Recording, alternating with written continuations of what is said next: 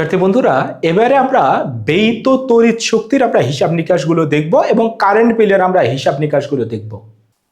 ব্যয়িত তড়িৎ শক্তি যদি বের করতে বলে, তোমরা জানো কাজ মানেই হচ্ছে শক্তি, তাহলে আমরা কাজের মান বের করা মানেই আমরা ব্যয়িত তড়িৎ শক্তি পেয়ে যাব। তাহলে বলো তো W = কত হবে? PT, কারণ আমরা ক্ষমতা P জানি W ভাগ হচ্ছে T, তাহলে Wটাই হচ্ছে আমাদের কাজ, মানে হচ্ছে ব্যয়িত শক্তি। তাহলে W = হবে PT। Pটা কি? ক্ষমতা, আর Tটা কি? সময়। তোমরা জানো বিদ্যুৎ বিলের হিসাবগুলো এইভাবে করা হয়, কিলোওয়াট আওয়ারে হিসাব করা হয়, এবং কিলোওয়াট আওয়ার মানে হচ্ছে 1 ইউনিট বিদ্যুৎ। ওকে, তাহলে আমরা একটি ম্যাথ সলিউশন করব। বলে দেয়া আছে, ধরে নাও জানুয়ারি মাসে তোমার বাসায় একটি লাইট এবং একটি ফ্যান চলেছে, এবং লাইটটা 20 ওয়াটের লাইট ছিল বাল্বটি, এবং ফ্যানের ক্ষমতা ছিল 80 ওয়াট।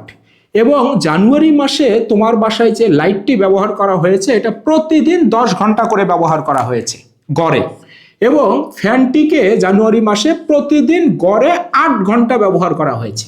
ওকে, তাহলে বলছে জানুয়ারি মাসে প্রতি ইউনিট বিদ্যুতের মূল্য যদি 10 টাকা হয়, তাহলে জানুয়ারি মাসে তুমি কত টাকা বিদ্যুৎ বিল তুমি পরিশোধ করেছিলে? তাহলে এই ম্যাথটা আমরা করব। প্রথমে আমরা দেখব জানুয়ারি মাসে টোটাল, আমরা জানি জানুয়ারি মাস 31 দিনে হয়, তাহলে জানুয়ারি মাসে অর্থাৎ 31 দিনে আমি টোটাল কত ইউনিট বিদ্যুৎ খরচ করেছি, সেই বিদ্যুতের পরিমাণটা, ব্যয়িত বিদ্যুতের পরিমাণটা আমাদেরকে বের করতে হবে। তাহলে আমরা প্রথমে লাইটের জন্য কত খরচ করেছি বিদ্যুৎ, আর ফ্যানের জন্য কত বিদ্যুৎ খরচ করেছি এটা বের করব। তাহলে লাইটের জন্য যদি আমরা বের করি, বলতো প্রতিদিন এই লাইটের জন্য ব্যয়িত শক্তি কত, অর্থাৎ একদিনে লাইটের জন্য একদিনে ব্যয়িত শক্তি, ব্যয়িত তড়িৎ শক্তি, ওকে, নাম দেই W1 = ওকে, তাহলে বলো তো PT, P এর মান কত? 20 ওয়াট, 20 ওয়াট গুণন T এর মান কত? 10 ঘন্টা, আমরা 10 ঘন্টায় রাখবো কারণ আমাদের কিলোওয়াট আওয়ার আছে। তাহলে এই মানটা কত বের হবে? এটাকে আমাকে কিলোওয়াট করে নিতে হবে।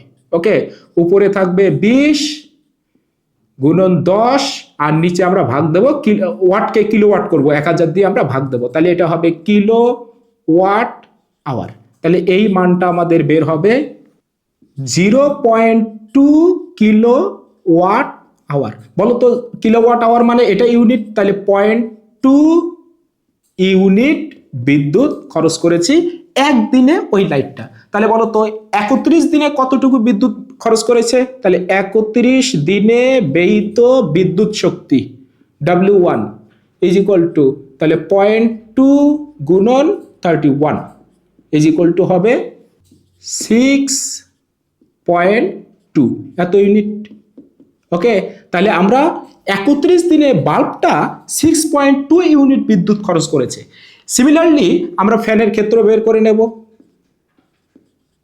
বলতো ফ্যানের ক্ষেত্রে একদিনে